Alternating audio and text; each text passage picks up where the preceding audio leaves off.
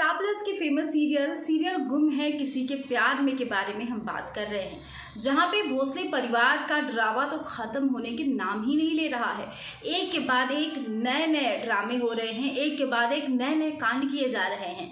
कभी सभी पे गलत इल्जाम लगाकर उसे कॉलेज से निकाला जाता है, तो कभी सभी की दुकान में आग लगा दी जाती है। जी हाँ, सभी जो अब अपने तरीके से रह रही थी, अपने तरीके से सब कुछ कर रही थी, उसे भोसले परिवार के लोगों से कोई मतलब नहीं था। अब जो है राव साहब को ये बात भी रास नहीं आई और राव साहब ने सभी की दुकान में लगवा दिया है आग। जी हाँ, सभी का दुकान धू धू कर जल रहा है। लेकिन अब इस पूरे प्रकरण में एसीपी बाजीराव की एंट्री होती है और उन्होंने गिरफ्तार किया है किसको? तो राव साहब को। चाय की दुकान में आग लगाने के इल्जाम में राव साहब की गिरफ्तारी हुई है और गिरफ्तार किया है बाजीराव ने। तो सबसे पहले चलिए आपको थोड़ा सा बैकग्राउंड बता देते हैं।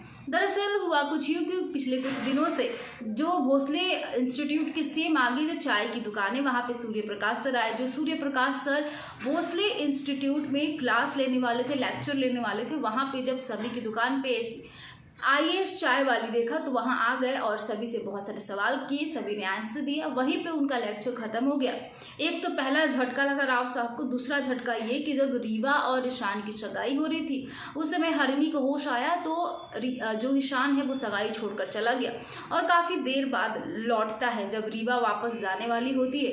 ये दूसरा झटका लगता है राव साहब को। मतलब सभी के बाद एक के बाद एक अब झटके ही सभी की वजह से राव साहब को लग रहा है। और ये बात तो सबको पता है कि राव साहब को अपनी हार बिल्कुल भी पसंद नहीं। अपनी हार को जीत में बदलने के लिए वो किसी भी हद तक जा सकते हैं। जी हाँ, और ऐसा ही हुआ है। उन्हें लग रहा है कि कहीं सभी जो है उन्हें मात नहीं दे दे, क्योंकि जो नियम कानून उन्होंने इतने दिनों से बनाई थी, कहीं सभी उन तमाम नियम कानून को तोड़ नहीं दे और इस वजह से भी वो सभी से नफरत करते हैं। दरअसल देखिए हुआ कुछ यूँ है कि सभी की दुकान में अब राव साहब ने आग लगा दी है कि न दुकान रहेगी, न सभी यहाँ रहेगी और न सभी की वजह से कांड होंगे। जी हाँ, उन्होंने तो ये कोशिश करा था कि सभी कहीं और चली जाए, लेकिन सभी यहीं रह रही है।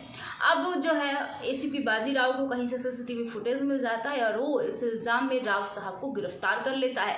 लेकिन आगे क्या होने वाला है? क्या ईशान कुछ करेगा या फिर सभी जाकर बयान देगी कि ये गलत है? आपको क्या लगता है? कमेंट सेक्शन में अपनी राय हमें लिखकर ज़रूर बताइएगा।